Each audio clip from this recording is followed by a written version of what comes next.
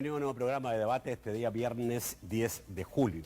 Hay un movimiento que aglutina a 120 organizaciones que está trabajando en favor de la gente afectada por la pandemia. Este movimiento se llama Más Unidos Somos Más. Y esta noche vamos a conversar con uno de sus representantes más importantes, el empresario Roberto Murray Mesa. Buenas noches, Roberto. Bienvenido. Buenas noches, Nacho. Qué gusto verte. Igual, para mí también, un tremendo gusto. Vamos a hablar de este movimiento, vamos a hablar qué están haciendo, a quién están llegando y qué más se puede hacer, sin duda, ¿no? Y voy a tratar de, al final, digamos, ganarte un poquito por tu experiencia como empresario, digamos, y tomando en cuenta que el país está hoy día en una situación difícil por la pandemia y que tenemos que ver el futuro seguramente de distinta manera. Saludamos, antes que sea posible, este primer segmento de debate, la Central de Seguros y Fianzas, líder en fianzas. Los salvadoreños somos valientes. Somos solidarios. Juntos saldremos adelante. Como siempre, ánimo y a luchar. Protejamos a los que más amamos y caminemos juntos con fe, comprometidos con el progreso de El Salvador. La Central de Seguros y Fianzas, su centro de confianza. Bueno, Roberto, cuéntame desde cuándo, cómo empezó esta iniciativa, por qué se hizo esta iniciativa.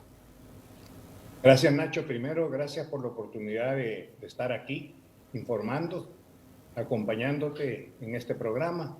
La verdad es que varias de las organizaciones que lideraron el proceso de formación de este esfuerzo, venimos trabajando desde hace muchos años en el tema de la filantropía, en el tema de la empatía, en el tema de la ayuda a los más necesitados. En el caso de la Fundación Rafael Mesayao, que es la fundación que yo presido, se fundó hace 49 años.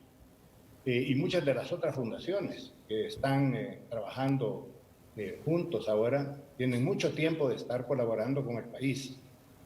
Pero en las experiencias que hemos tenido en el pasado, atendiendo terremotos, atendiendo lluvias fuertes, atendiendo todo tipo de calamidades, siempre hemos trabajado individualmente y hemos dejado de aprovechar las ventajas de trabajar en una forma coordinada, en una forma articulada.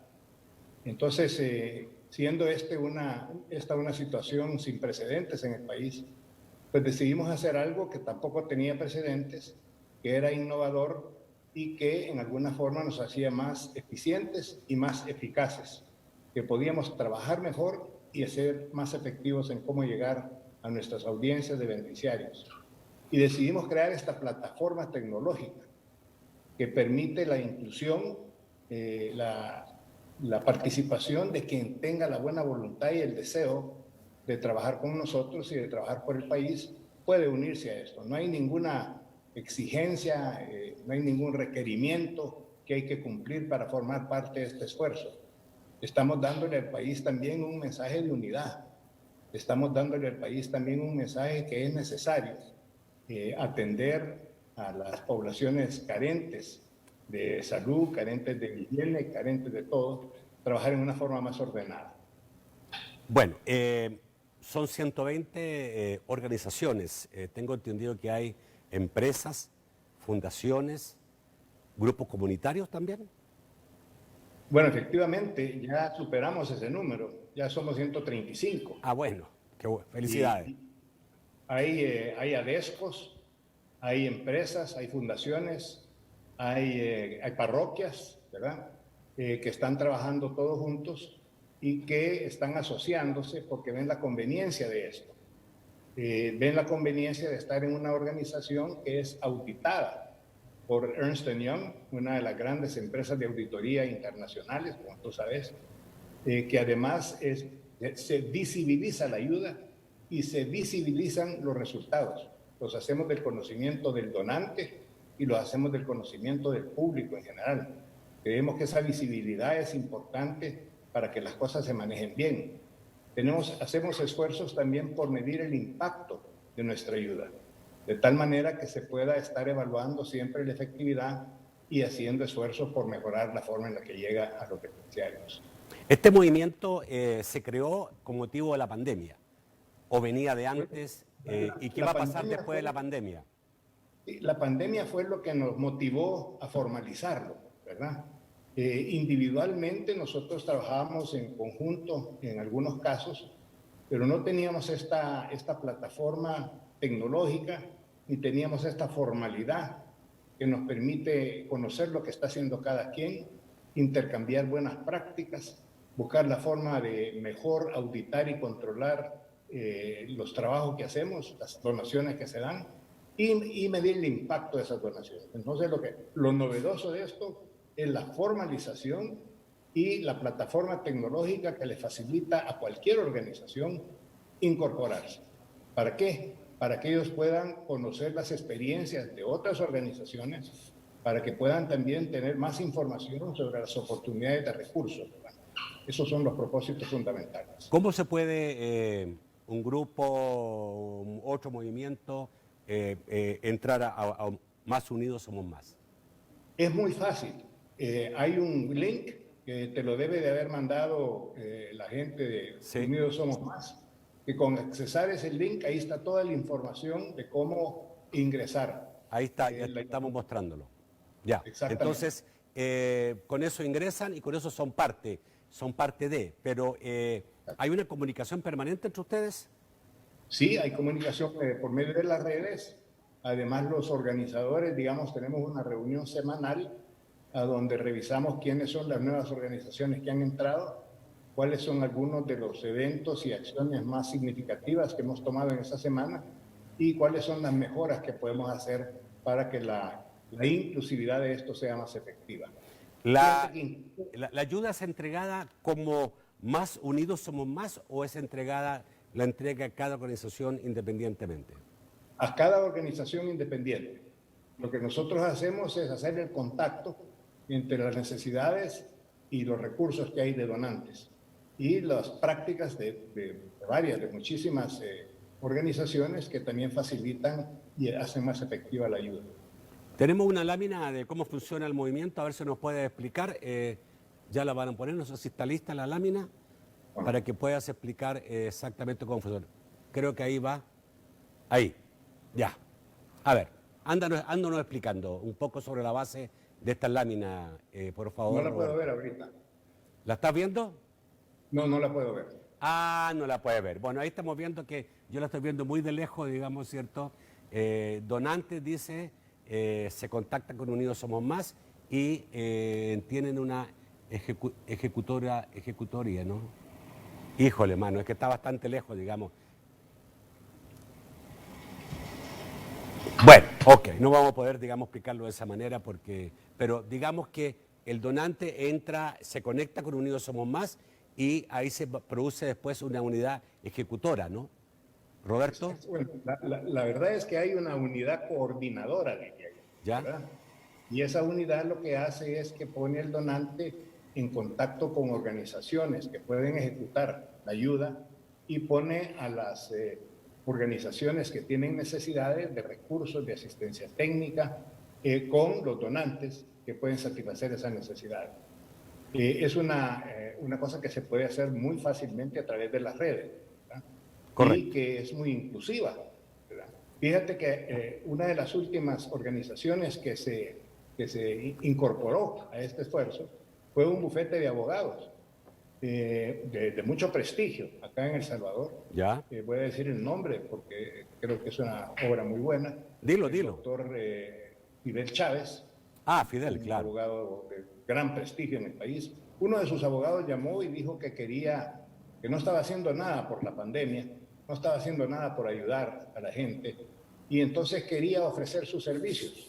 ¿Ya? Para que cualquier necesidad legal que tuvieran las organizaciones estas que forman parte, los aliados, pues pudieran atenderlos ellos, ¿verdad? De esa manera, organizaciones de mucho prestigio que han estado en El Salvador durante muchos años, ahora se han articulado y se han unido a Unidos Somos Más. Y sienten que hay para ellos una ventaja por tener mejor información. Estamos articulados con el Grupo Humanitario de las Naciones Unidas y por tener pues una una intercomunicación más fluida.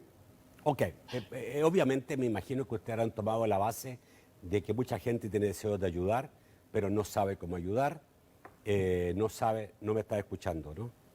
¿Roberto? Perdón, Nacho, me quedé sin sonido. ¿Ahora? ¿Ahora me escuchas? Bueno, vamos a hacer una cosa, vamos a ir a un corte y volvemos rápidamente, arreglamos el problema de sonido que tenemos. Roberto decía cuando íbamos al corte que quizá una de las cosas más difíciles es saber cómo ayudar y a quién ayudar, porque obviamente hay gente, digamos, que muy empíricamente se junta con otros amigos, juntan una cosa y dice, bueno, vamos allá. Allá parece que son pobres, pero no necesariamente, posiblemente la gente, digamos, más necesitada. ¿Cómo se hace un esquema, digamos, que estaba viendo que usted había establecido un mapa, digamos, de dónde están las principales necesidades? ¿Es así? Así es, hemos hecho un mapa a donde está el destino de la ayuda por departamento, para empezar, pero también está por categoría, ¿verdad? Está ayuda en salud, ayuda en alimentos, ayuda en vivienda, para que tú puedas escoger qué rubro es el que quisieras apoyar. Y tú puedes decir, bueno, a mí me interesa apoyar el rubro de salud. Puedes escoger a una ONG que esté en ese rubro y que es a la cual tú quisieras canalizar tus recursos, ¿verdad? Entonces tiene esos beneficios, que no solo es inclusiva porque la gente puede hacerse un aliado con mucha facilidad, sino que porque a través de la plataforma, de la cual ahora tú sos un aliado, tú puedes escoger la ONG o la ADESCO o la parroquia o la persona o la institución a la que tú quieres ayudar. Entonces esa articulación es novedoso en el país.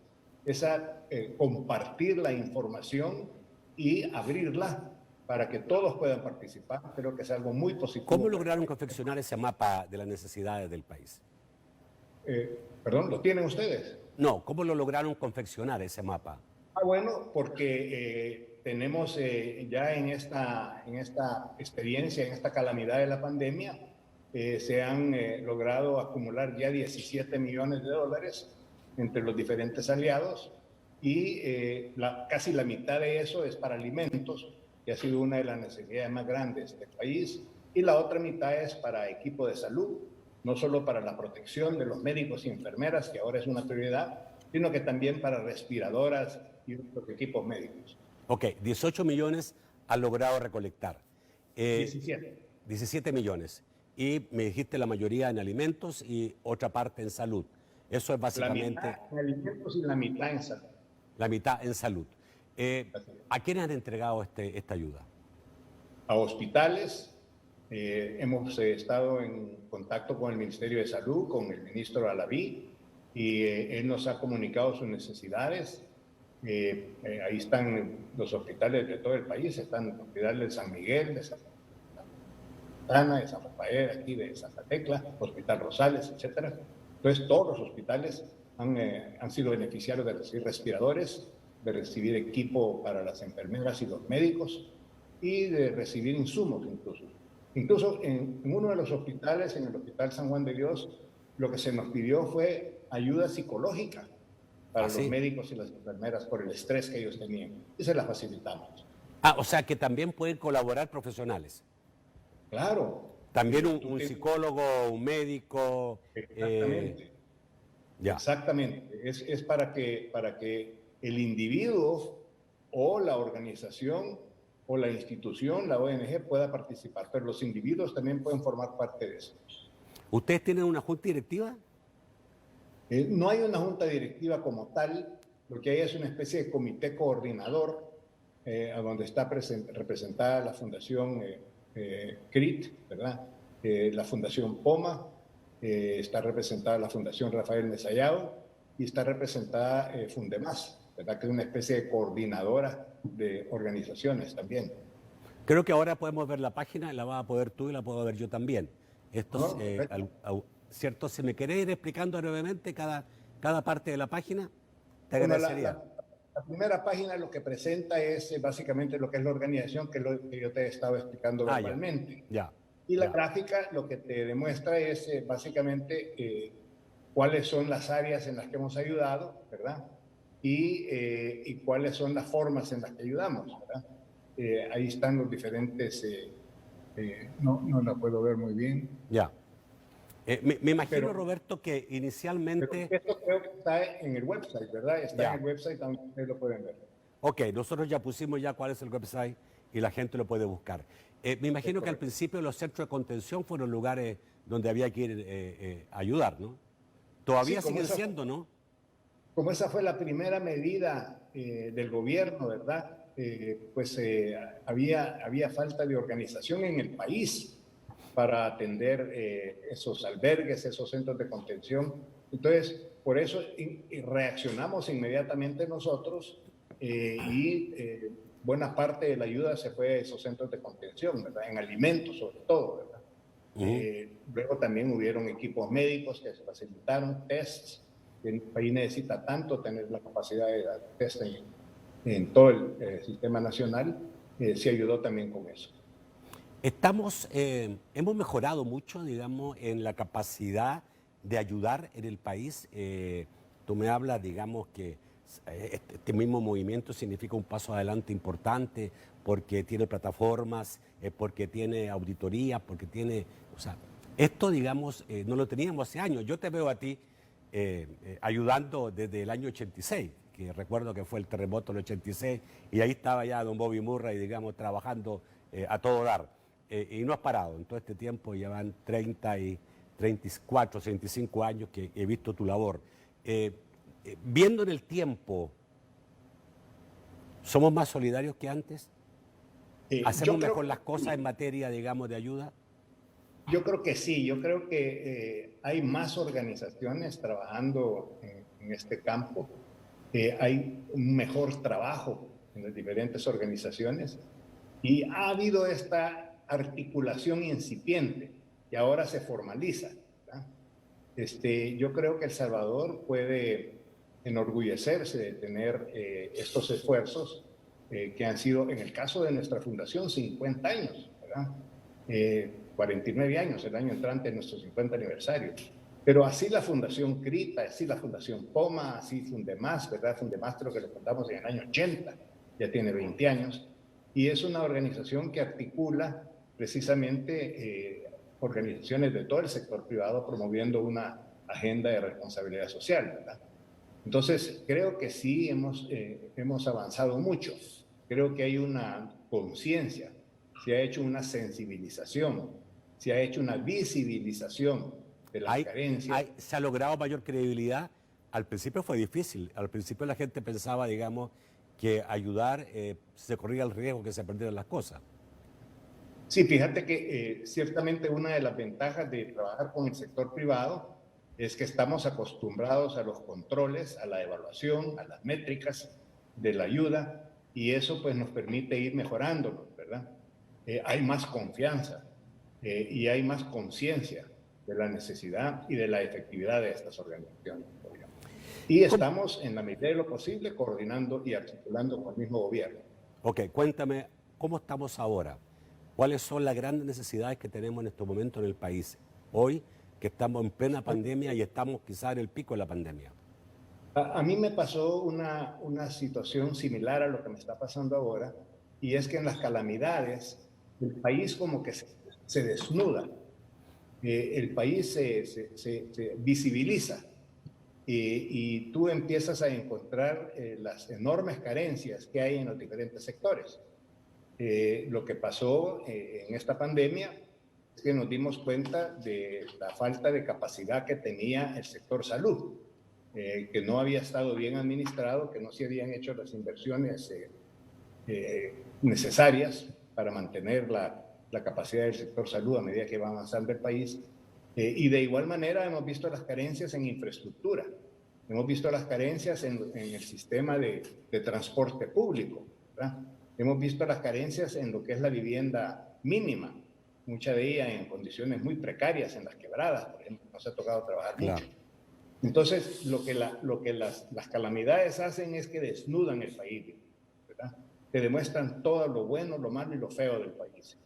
Entonces, es importante que nosotros busquemos una forma de hacer más efectiva nuestra democracia y nuestro sistema nacional de salud, de transporte, de todo, de educación. Ok. Te voy a pedir permiso antes de ir al próximo bloque. Te puedo preguntar en el próximo bloque cómo visualizas tú que debiéramos comportarnos después de esta tragedia, porque me parece, digamos, que tu visión Claro. como empresario y tu visión como un hombre, digamos, de fundaciones, de ayuda, creo que tienen bastante más claro el país que necesitamos construir. Sin duda, necesitamos construir un país diferente y sin duda debemos ser diferentes. O sea, alguien decía por ahí, la pandemia debiera servirnos para construir un nuevo ser humano y yo no sé si será posible que lo lograremos. Bueno, claro que me puede preguntar. ¿Quieres que abordemos el tema ahorita o después? Vamos a abordarlo después del bloque. Ahora dime, antes del próximo bloque, dime qué es lo más necesario ahora. Si alguien quisiera ayudar, ¿qué tiene? Yo sí, Exacto. sí, te contestaría a ¿Qué dos ayuda niveles. es la necesaria? Mira, primero en la práctica personal, máscaras, ¿verdad? Y distanciamiento y higiene personal, lavarse las manos. Eso es lo más importante. Ahora, ya a otro nivel, parece que las carencias más urgentes están en el equipo del personal médico, ¿verdad? Veo que hay mucha queja, mucha insatisfacción del personal de los diferentes hospitales, que no les ha llegado todavía el material que necesitan para actuar en una forma sana. Y quizás lo mismo se está dando en el caso de la policía, ¿verdad? Que también vemos algunas víctimas allí, ¿verdad? Pero mi prioridad en este momento ahorita serían tests. Hay que identificar a dónde está el virus y segundo, proteger al personal de primera línea. Ok, pero Eso es sí, para mí la cosa. ok, de acuerdo, pero si la gente pudiera decir, bueno, quiero donar, ¿qué debiera donar? ¿Qué es lo más importante hoy día donar? ¿Alimentos? Yo creo que en este momento se ha hecho mucho trabajo en alimentos. En ¿Ya? este momento yo te diría que la prioridad son tests, ¿verdad? Y segundo, el material de protección del personal de enfermería y personal médico. Pero, ok, seguramente por el nivel de producto, eso lo puede lograr alguna empresa, alguna asociación, no sé, pero el público en general, ¿puede la gente Nosotros incluso en la juntarse? fundación, de las primeras cosas que donamos, y nos unimos también con la fundación Confusal, fueron precisamente pruebas, tests, ¿verdad? Porque entonces el trabajo puede ser más focalizado de parte del gobierno. ¿A dónde está el virus? Ahí vamos, ¿verdad? Y ahí tomamos las medidas, obviamente, de confinamiento y distanciamiento necesarias. Entonces, el público puede donar eso a través de la Cruz Roja, a través de una serie de organizaciones. Ok, me quedo con eso. Vamos a ir al corte y vamos a hablar lo que te decía. Y le pregunté a Roberto, porque no lo invité, digamos, como un opinador político del país ni empresarial. Lo invitamos, digamos, como uno representante de esta importante fundación Más Unidos Somos Más. Por eso que le pregunté si podía meternos, digamos, en preguntarle cómo visualiza él el país después de la pandemia. Vamos al corte, ya volvemos. Bueno, no es ningún pronóstico sacado de un libro que seguramente no es el correcto, sino que es una realidad. El país va a quedar dañado, va a quedar con problemas serios, va a haber un problema económico mucho mayor del que hemos tenido. La Naciones Unidas estima que en América Latina van a haber 45 millones de nuevos pobres. O sea, la pobreza, el porcentaje de pobreza va a aumentar en todos los países. Aquí se ha hablado incluso de que posiblemente tengamos 1,5 millones más de pobres a partir, digamos, de esta pandemia. Esto significa, digamos, que el país va a tener dificultades porque seguramente va a haber menos dinero, va a haber menos consumo, va a haber menos ingresos. Por lo tanto, digamos, y también es obvio pensar que van a cerrar algunas empresas. Entonces, por lo tanto, lo que nos viene es otra crisis, una crisis muy difícil. Roberto, bueno, esto, digamos, tendría que hacernos ver desde ahora qué país vamos a tener post-pandemia. Pero yo te comento con una anécdota. Sí, Y tú y yo vivimos en la época del presidente Duarte. sí, así es. En aquella época él hablaba de la necesidad de sincerar la economía, ¿te acordás? Así es. Una palabra que nunca había oído yo. Pero lo que él decía era que teníamos que hacer que la economía se ajustara en una forma que realmente pudiera corresponder a sus responsabilidades y a sus necesidades. Sincerar la economía. Yo creo que lo que hay que sincerar es el sistema, ¿verdad? Mucha gente me decía a mí, mire, hay que defender el sistema, hay que defender la democracia. Pero yo lo que les digo es, estoy totalmente de acuerdo, pero tenemos que también reconocer que la democracia y el sistema ha fallado a la gente. No le ha dado lo que necesita el pueblo. Hay que tratar al pueblo como ciudadanos. Los ciudadanos tienen derechos a la salud, tienen derechos al transporte público, tienen derechos a la infraestructura vial, a todo. Pero nos hemos quedado cortos de las promesas que les ha hecho el sistema. No es el partido este o el partido aquel, el sistema al pueblo y a los ciudadanos. Entonces yo creo que lo primero es un país donde haya más conciencia de eso, ¿verdad? Más conciencia de que tenemos que atender en mejor forma a nuestros ciudadanos, a nuestros clientes, a los que pagan los servicios públicos, ¿verdad? No lo hemos hecho en una forma satisfactoria en el pasado. Entonces eso requiere de cierta sensibilización, primero, de parte de todos. Segundo, creo que depende también de la articulación de esfuerzos en ese sentido, pero en un sentido patriótico, de país, ¿verdad? No en un sentido partidario, ¿verdad? Y creo que eso es una cosa novedosa para el país. Está adquiriendo conciencia del país, de que muy por encima de los partidos políticos, muy por encima del sistema de gobierno, no estamos atendiendo las necesidades de la ciudadanía en la forma en la que deberíamos hacerlo. Y eso requiere de concientizarse primero y luego de hacer un autoanálisis profundo de cómo el país debe de ser después de esta pandemia. Roberto, Sabemos cómo hacerlo si no hacemos nada. Roberto, a muchos asusta cuando se dice hay que ver si el sistema que hemos tenido funciona o no funciona. Y si no funciona hay que cambiarlo. Inmediatamente surge la pregunta, ¿y por qué vamos a cambiarlo? ¿Para qué vamos a cambiar del sistema? Y eso, que ese cambio será conveniente, podemos terminar con un país menos democrático, con un país a lo mejor que no va a dar, digamos, las libertades que se necesitan. Bueno, tú has dado ahí la luz.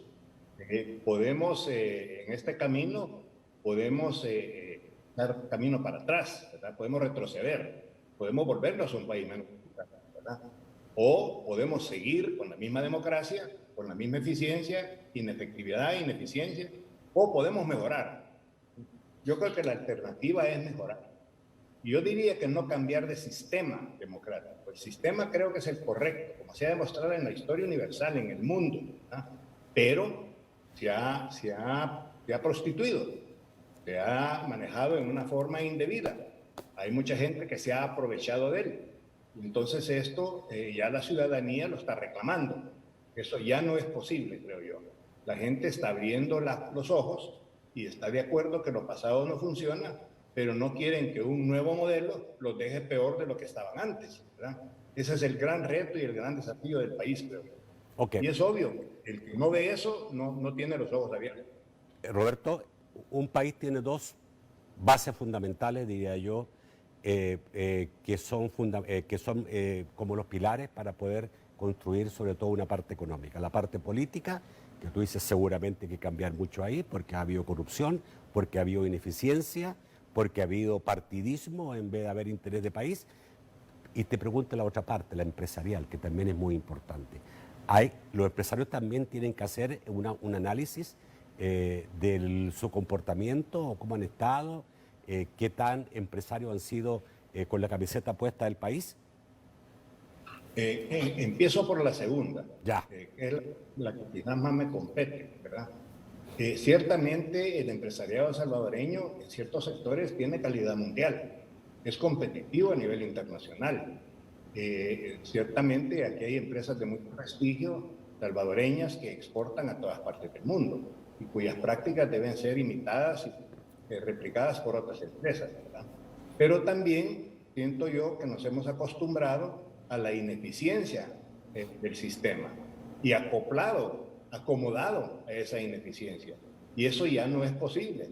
Tenemos que tomar conciencia de eso, de que como empresarios tenemos una responsabilidad más allá de los estados de pérdidas y ganancias y de balance de la compañía. Tenemos una necesidad de que nuestra sociedad sea más sana, sea más efectiva, tome en cuenta los derechos de la ciudadanía como empresario, ¿verdad? No he hablado del sistema político todavía, ¿verdad? Pues eso creo yo que es algo que en algunas personas los incomoda, ¿verdad? Pero la verdad es que todos tenemos que colaborar en esto porque estamos en un barco que o todos nos hundimos o todos nos salvamos, ¿verdad? Y los empresarios somos parte y estamos adentro de ese barco también. Entonces tenemos que ayudar a que esto funcione. Ahora, cuando la gente se le dice necesitamos tener un país con toda la sociedad digna, viviendo en condiciones dignas, no solamente un grupo, sino que todos los que hoy están en situaciones de pobreza, extrema pobreza, deben vivir en condiciones básicas mínimas. La gente inmediatamente piensa, bueno, pero eso se arregla subiendo los salarios, ¿ya? Y obviamente los que hemos leído un poco más entendemos que eso depende mucho del estado de la economía del país, ¿no? Y de la potencialidad de que tenga la empresa para pagar más.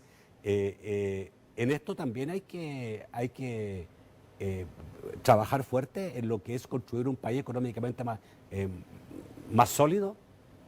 Sí, siguiendo con el tema empresarial, la respuesta del empresario siempre es, para subir los salarios tenés que aumentar la productividad. Ahora, ¿qué tenés que hacer para aumentar la productividad? Tenés que manejar una empresa mucho más eficiente de la que está manejando, buscar las eficiencias y las oportunidades de mejorar esa productividad. Pero para tener a un trabajador productivo, ese trabajador tiene que haber tenido un buen sistema educativo. Ese trabajador tiene que haber contado con un buen sistema de salud, ¿verdad? Entonces, es una responsabilidad compartida con el sistema público y el sistema empresarial. Por lo tanto, necesitamos mejorar la educación y capacitación del trabajador salvadoreño. Exacto, de toda la población. Necesitamos potenciar a la empresa privada. Exacto, darle las facilidades y las oportunidades para que se desarrolle. No ser un obstáculo, no ver al empresario como un contrario. El empresario es un bien necesario para que el país salga adelante. Seguro, seguro. ¿Tenemos que despolarizar el país? Sí, esa es otra cosa que no es propiedad de El Salvador, ¿verdad? Vemos en Estados Unidos que también hay problemas muy serios de conflictividad y de mucho conflicto en la política. Lo que pasa, creo yo, es que muchas veces en la política también nos olvidamos de nuestros clientes, de nuestros beneficiarios, de para quién trabajamos, de para quién deberíamos de trabajar, ¿verdad?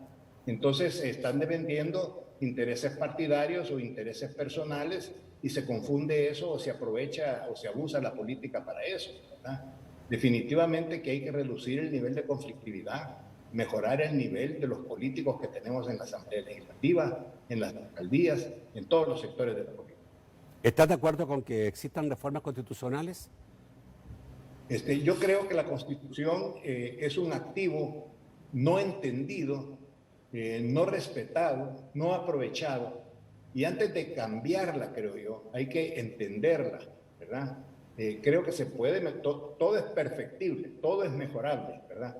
Pero es un tema muy delicado, y yo creo que en una democracia que está tan entorpecida como estamos ahora, yo no me metería a esa medida, porque creo que podemos salir peor de lo que estábamos.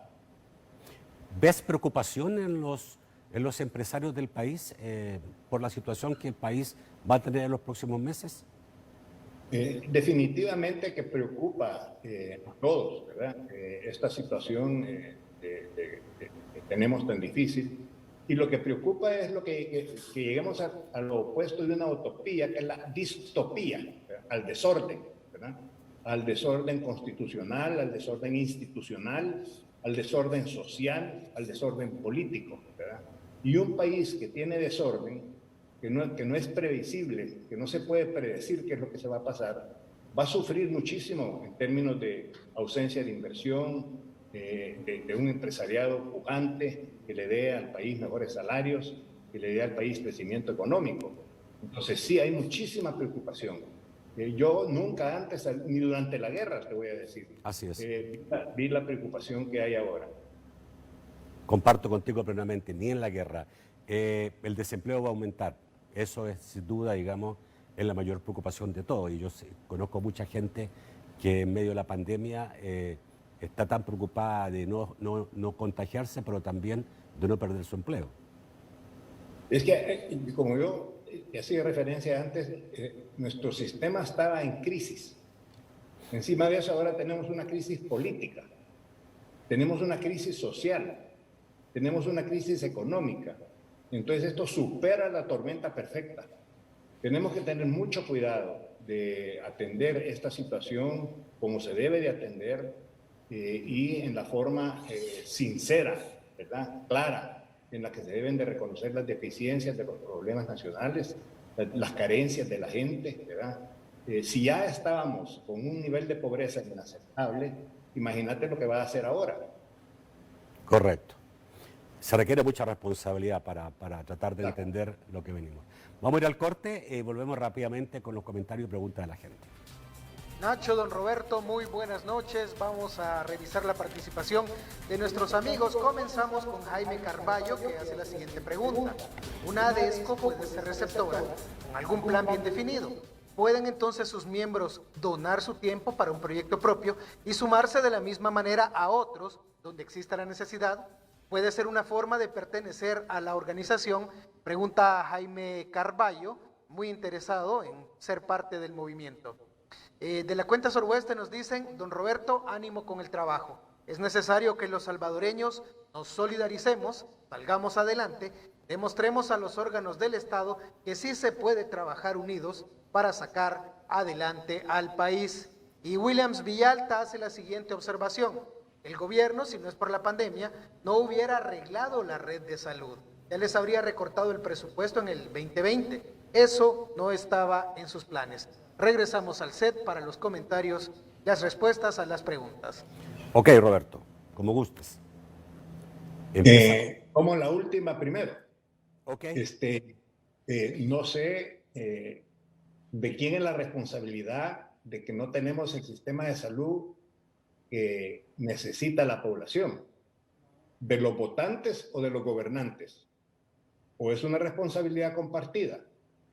Yo creo que es lo último, ¿verdad? Nosotros votamos por los gobernantes que tenemos y hemos votado por los gobernantes que hemos tenido en el pasado.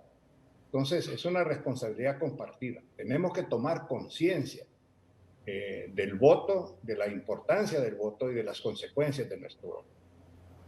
En cuanto a las ADESCOs, precisamente usted ha identificado el propósito de esta plataforma. Es que ustedes puedan colaborar entre sí, puedan colaborar para sí mismos también, ¿verdad? Con sus grupos, y puedan recibir donantes de afuera, ¿verdad? En los aliados tenemos básicamente dos categorías. Unos que son donantes y otros que son ejecutores, ¿verdad? Unos que son aliados que reciben la ayuda y otros que son aliados que dan recursos para la ayuda.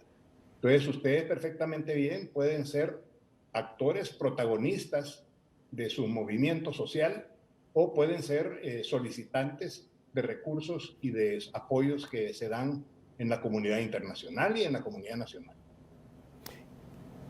Tengo una pregunta que me ha venido por Facebook que dice, ¿los partidos políticos están fuera de su movimiento? Porque hay partidos políticos, me explicaban que también reparten ayuda. Indudablemente que reparten ayuda y deben de repartir ayuda, ¿verdad? Sin embargo, la preocupación mía con relación a los partidos políticos es que tienen que hacer también un análisis de conciencia de qué han fallado en el pasado y por qué es que la población se fastidió con los dos grandes partidos del sistema, con el FMLN y con Arena, ¿verdad? Entonces, si los partidos no buscan una forma de mejorar su institucionalidad, de ser más efectivos con sus ciudadanos y sus votantes, van a seguir fracasando, ¿verdad? Okay. Hay gente que le está apostando a eso, ¿verdad? Yo le estoy apostando a que en determinado momento podemos recuperar la responsabilidad, la eficiencia y la eficacia en la política. Ok, tengo otra pregunta por Facebook que dice: el modelo económico es el que ha fallado. No sé si el sistema, ustedes hablan de sistema, dice, pero sin duda el sistema económico neoliberal es el que ha fallado. Bueno, está de moda criticar al sistema económico neoliberal. La verdad es que las experiencias a nivel de la historia universal demuestran que es el menos malo de los problemas, pues, por lo menos, ¿verdad? No hay un sistema mejor, no hay un modelo mejor. Quizás no es lo que quisiéramos que fuera, y quizás la brecha no está tanto en el modelo como en la manera en la que aplicamos el modelo, ¿verdad? Quizás no está tanto en el modelo como en la estructura y el contexto político en el que el modelo se aplica. Entonces, no creamos que el modelo es el que está equivocado. Yo creo que hay que asumir la responsabilidad primero y decir, nosotros nos hemos equivocado en la forma en la que hemos aprovechado, utilizado el modelo, y nosotros somos responsables del contexto político en el que ese modelo ha trabajado, y por eso es que no ha trabajado bien. También tengo otra pregunta llegada por Facebook que dice: la ayuda debe llegar a los más pobres, pero no solo a través de la beneficencia, sino que debe ser una política de Estado. Estoy completamente de acuerdo. Eso es innegable. Eso no se puede negar. El Estado debe de estar al servicio de los ciudadanos, priorizando a aquellos que tienen las mayores carencias. Totalmente de acuerdo. Ok. Sobre el sistema de salud, ¿qué tan malo lo ve ese? Porque otro señor dice, miren, nosotros vimos que el gobierno del FMLN hizo algunas cosas por salud, y hay 2 hospitales a lo menos nuevos durante el gobierno anterior, que es el Hospital de la Mujer y el Hospital de Seguro Social de San Miguel. No debería estar tan malo. Yo no quiero ni ejemplificar ni criticar a partidos políticos. Yo creo que lo que estamos viendo es que el sistema de salud no es lo que debe de ser. El sistema de salud no está dando los resultados que debe de dar, ¿verdad? Y esa es una experiencia de años que no se ha reconocido y no se ha mejorado y no se ha invertido y no se ha creado los recursos necesarios para atender bien a la población. Ok.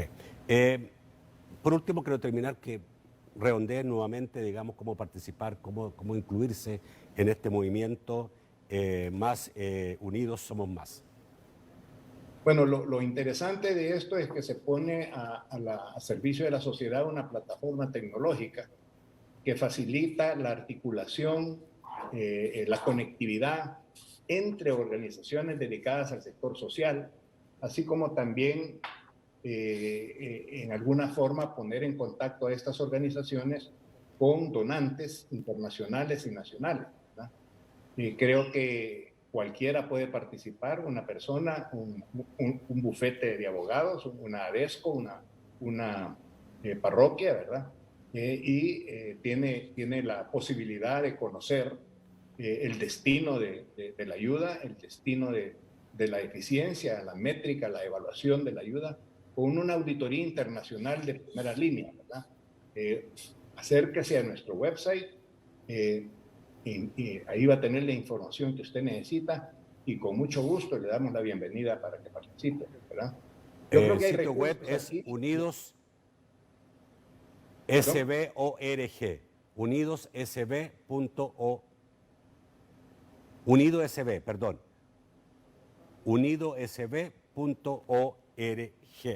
y son un movimiento inclusivo y representativo. Muchísimas gracias, Roberto. Mucho gusto de verte y de tenerte en el programa. Muchas gracias. Recuerdo la máscara. Sí, yo también. Aquí estoy listo con mi máscara. Muchísimas gracias. Que pases buenas noches. Cuídate. Un gusto de verte, Nacho. Ok. Gracias a usted, amigo televidente. Yo los espero el lunes a las 8 de la noche en un nuevo programa de debate. Que pasen un excelente fin de semana y, por supuesto, muy buenas noches.